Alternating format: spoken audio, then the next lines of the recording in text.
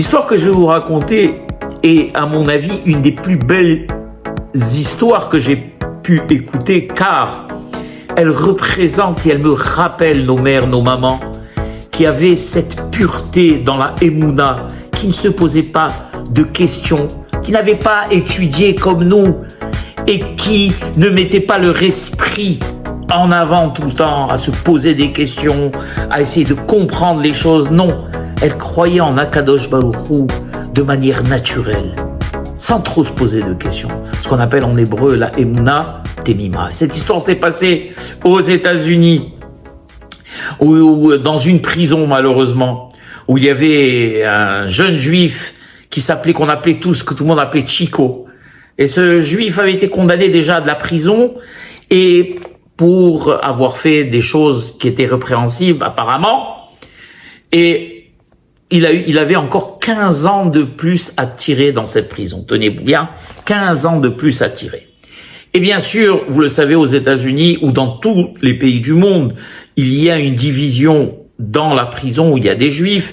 Et ces juifs, on leur envoie des aumôniers qui viennent, ils ont un petit endroit pour prier, ils ont un endroit pour des cours de Torah pour ceux qui le veulent, ils ont des repas cachers pour ceux qui le veulent, etc. Et il y avait un rabbin qui avait l'habitude de se rendre dans les prisons, et il allait régulièrement, toutes les 2 semaines, dans cette prison, s'asseoir avec les prisonniers et leur faire des cours de Torah. Il faisait des cours de Torah, et parmi tous les prisonniers, il y avait ce fameux Chico qui était très enthousiaste, qui aimait beaucoup la Torah. Le rabbin venait, il faisait la dracha, il racontait un peu l'histoire de Abraham, de Isaac, de Jacob. Et quand il terminait son cours, Chico allait vers lui, il disait: Monsieur le rabbin, vous venez seulement 2 fois par semaine, mais ça ne nous suffit pas. C'est rien 2 fois par semaine. Alors le rabbin, le pauvre, lui répond, lui dit: Chico, je sais que tu aimes la Torah, mais malheureusement, je ne peux pas faire plus parce qu'il y a d'autres endroits où je dois aller. Alors Chico lui dit: mais je veux plus, je suis avide de Torah, je veux plus. Alors le rabbin lui dit: tu veux vraiment étudier? Il lui dit: oui. Il lui dit: qu'est-ce que tu veux étudier, Chico? Il lui dit: n'importe quoi, donnez-moi ce que vous avez. Alors le rabbin, qui avait un livre de Hilchot Shabbat, des lois de Shabbat sur lui, lui dit: tu veux étudier les lois de Shabbat? Alors le Chico lui dit: oui, il n'y a pas de problème, donne-moi le livre, donnez-moi le livre, je vais étudier les Hilchot de Shabbat. Le rabbin s'en va, et 2 semaines après, il donne comme à l'habitude son cours, et il voit au fond de la salle, debout, tout souriant comme ça, avec un sourire comme ça, le livre que lui avait donné le rabbin sous la main, et pendant que le rabbin parlait, lui faisait il souriait à pleines dents. Le rabbin, il était en même temps gêné et en même temps étonné, il pensait qu'il se moquait de lui. Alors on continue, le cours continue, et le rabbin le voyait continuer à sourire. Le rabbin, après le cours, n'a pas eu le temps malheureusement de discuter avec lui. Il était très pressé, il s'en va. Et tous les prisonniers voient ce Chico en train de danser, et il dit: I'm going, je vais partir, ça y est, je vais sortir. Alors tous les prisonniers, il est complètement fou. Qu'est-ce que tu as, Chico? D'habitude, tu es normal. Je vais partir, c'est terminé, I'm going. The next week, I'm going. La semaine prochaine, je m'en vais. Alors tout le monde a dit: pourquoi? Dis-nous. Il dit: oui, c'est écrit. Alors les prisonniers disent: mais dis-nous. Alors il leur dit: non, vous pouvez pas comprendre. Il y a que le rabbin qui peut comprendre. Je vais expliquer ça au rabbin. Le cours d'après, rebelote.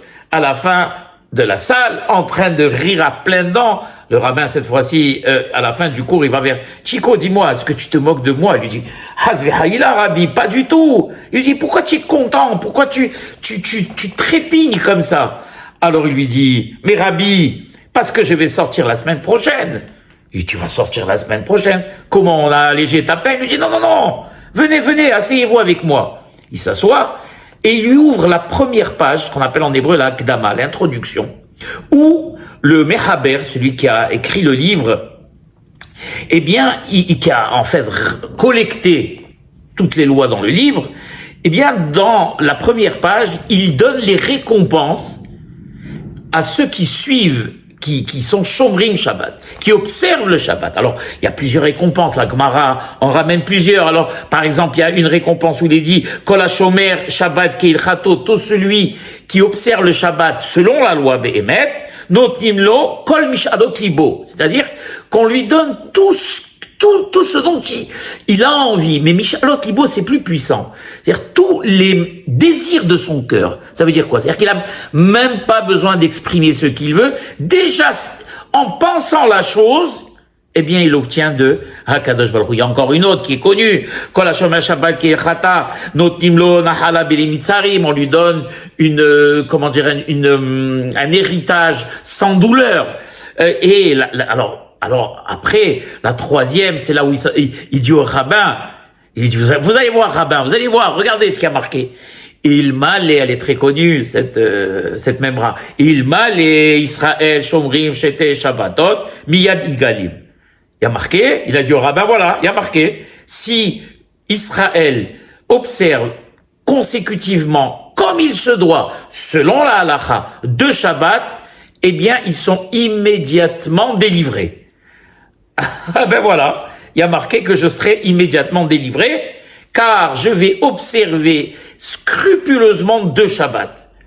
Alors le rabbin lui dit, Chico, d'abord il y a marqué, il m'allait, Iskol Israël, c'est-à-dire qu'on parle de tout le peuple d'Israël.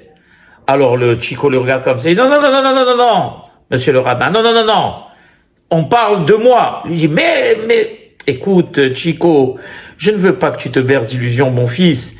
Il dit, quoi me bercer d'illusions?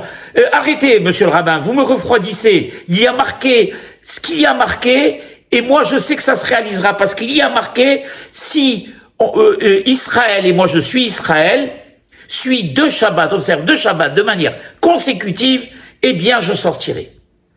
Le rabbin, le pauvre, n'ayant plus d'arguments, il lui dit au rabbin, écoutez monsieur le rabbin, ça suffit, vous êtes en train de me refroidir, je veux plus entendre vos arguments. Le rabbin, le pauvre, il dit, qu'est-ce que tu veux que je discute avec lui? En même temps, le pauvre, le rabbin, il voulait pas que le gars tombe de haut et qu'il soit pas libéré, et qu'après, il rejette tout, la Torah, le judaïsme, comme malheureusement ça arrive souvent à beaucoup de personnes. Dès qu'ils ont un premier échec, alors c'est la religion qui est responsable, c'est la Torah qui est responsable. Ma mère, elle appelait ça en arabe, het al-qsir.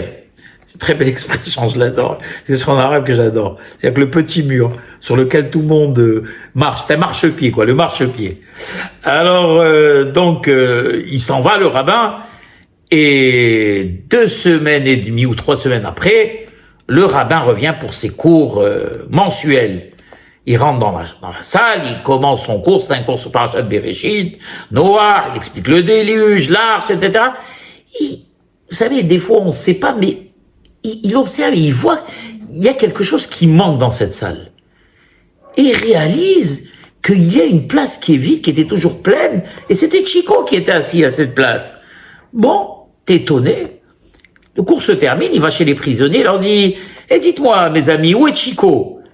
Eh ben, Chico, il est pas là, il est plus avec nous. Comment ça, il est pas là, il est plus avec nous? Où est-il? Où on l'a transféré, dans quelle section? Appelez-le! Il a l'habitude il aime la Torah, lui, il va regretter d'avoir loupé le cours, allez le chercher. Alors, les prisonniers, ils disent, monsieur le rabbin, Chico, on vous dit, il est plus là, il est pas là. Tu dis, comment ça, il est pas là? Où est-il? On l'a transporté dans l'infirmerie, ou dans une autre section. Dites-moi. Lui dit non, il est pas là. Alors voilà ce qui s'est passé. Quand vous êtes parti il y a 3 semaines, il était en train de danser, on lui a posé la question, qu'est-ce qui t'arrive, Chico? Il voulait pas nous répondre, il a dit qu'il allait sortir.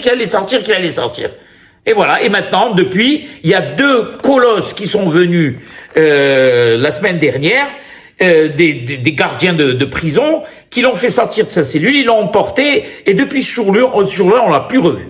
C'est exactement ça l'histoire. Alors le rabbin les regarde et dit, vous vous moquez de moi. Non, monsieur le rabbin, arrêtez de dire qu'on se moque de vous. Si vous ne croyez pas, allez au secrétariat. Le rabbin va d'un pas décidé au secrétariat, il arrive au secrétariat, il regarde la secrétaire, il dit voilà, je suis le rabbin de la section telle et telle, là où il y a les juifs qui sont à qui je donne des cours de Torah. S'il vous plaît, est-ce que vous pouvez me dire où se trouve le prisonnier Chico? Oui, voilà ce qu'il a eu, voilà la peine qu'il encourt, etc., etc. Il doit donner tous les détails. Alors la femme, elle regarde sur l'ordinateur, elle lui dit Chico, Chico, il est sorti, il a été libéré. Libéré?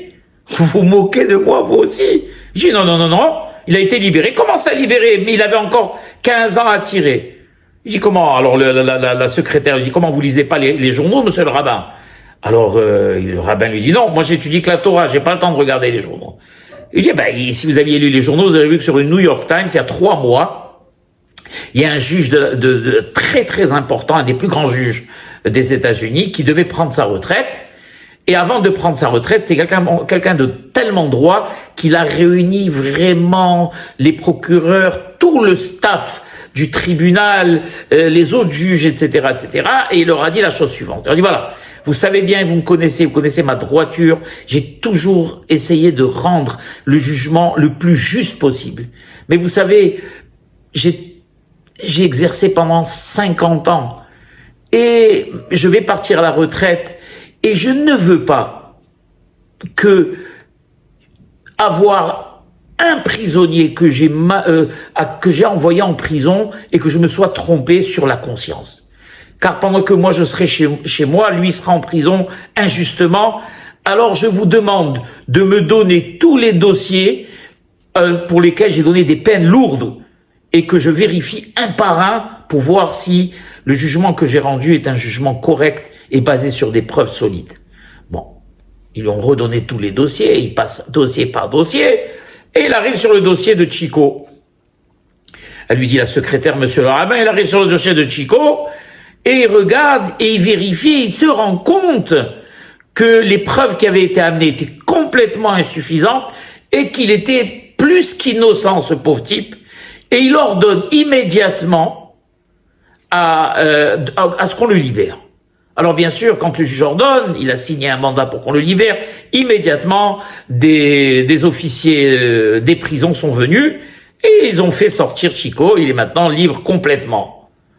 Le rabbin, dès qu'il a écouté ça, il a pris ses 2 mains, il les a mis sur sa tête et il a commencé à dire « Oh mon Dieu !» Alors la secrétaire dit « Qu'est-ce que vous avez, monsieur le rabbin ?» Je dis « Non, vous pouvez pas comprendre. » Il fonce chez lui à la maison, il ouvre sa bibliothèque, il prend tous les livres de halakha et il tombe sur un livre de halakha d'un très grand rabbin, qui s'appelle Hidusha Rim, et dans lequel il y a marqué une autre explication sur Ilma l'école Israël, Shomrim Shete Shabbatot Miyad Nig'alim. Eh bien, le Rav dit que Kol Israël, ça peut s'adresser aussi à chaque juif, et chaque juif peut avoir droit à sa libération. Et le rabbin regarde Akadosh Baruch Hu et lui dit, mon Dieu, tu sais bien que j'ai consacré toute ma vie à l'étude, toute ma vie. Et ce juif simple, pur, avec sa émouna temima, m'a appris vraiment ce que c'était que la réelle, la vraie émouna. Et nos mamans, mes chers amis, eh bien, elles étaient comme ça. Elles n'ont pas fait de yeshiva, elles n'ont pas étudié la Gemara ni le Talmud. Et pourtant, je me rappelle devant des situations, nous qui avons étudié, il dit, pensions être des ma'aminim. On a eu notre émouna qui a flanché. Elle venait à notre rescousse pour nous dire, mon fils, prends patience, Akadosh Baruch Hu va tout arranger. Mon fils, vous savez pourquoi, mes chers amis? Parce que chez nous, eh bien, l'étude, elle était théorique. Chez elle, la émouna, elle était pratique. Et c'est tout un art, mes chers amis. Voilà. Baruch Adonai Le'olam. Amen ve Amen.